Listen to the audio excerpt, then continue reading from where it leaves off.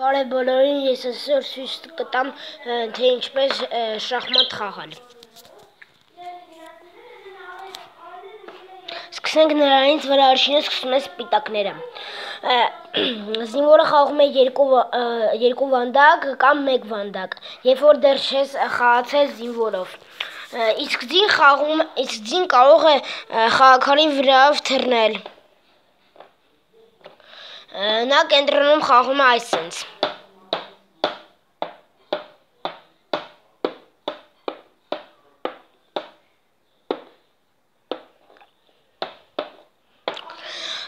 Իսկ փիղը անկյունակից է մենակ գնում այսպես եւ այսպես։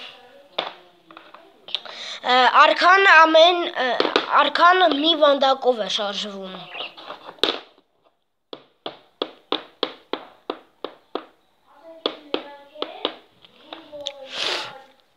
Նավակը ուղղահայաց եւ հորիզոնական։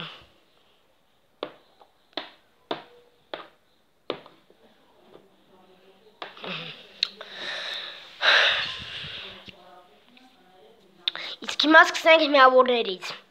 Ամենաբարձր միավորները ունեն արքան։ Արքան անգին է։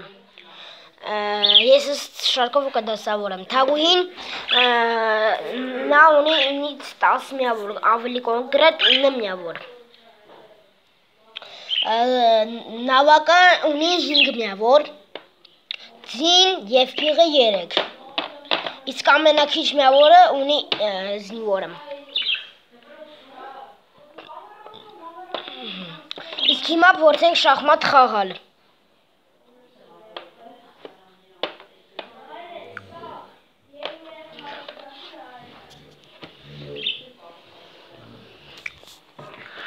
Ինչպես մենք ասացինք, սպիտակները սկսում են առաջինը եւ նրանք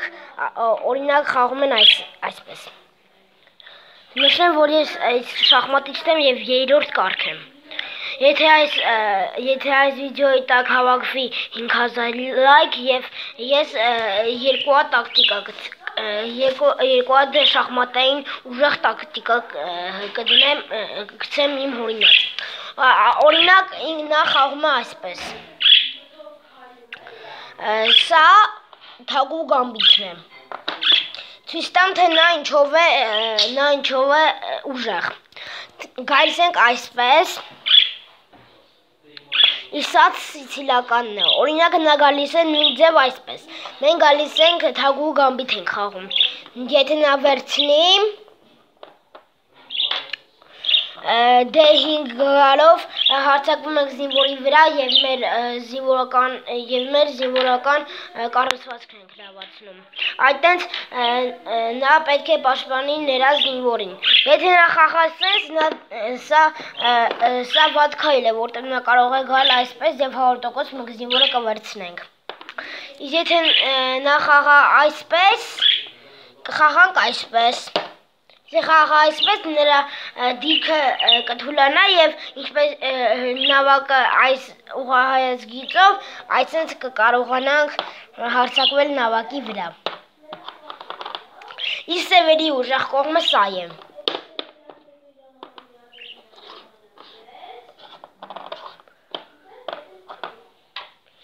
Սևերի ուժեղ կողմը դա սիցիլիական պաշտպանությունն է։ Սիցիլիական պաշտպանությունը խաղում են այսպես։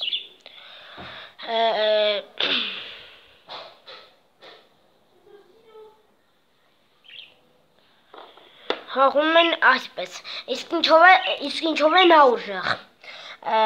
Նույն ձև 5 են գալիս ենք այստեղ։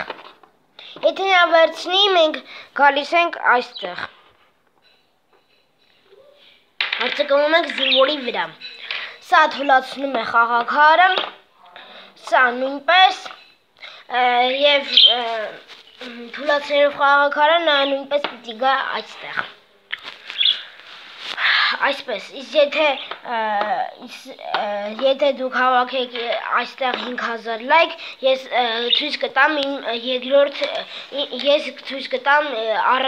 իմ հորինած երկու տակտիկաները, թե ինչ ստեսություն։ Եվ անպայման բաժանորդագրվեք ալիքին։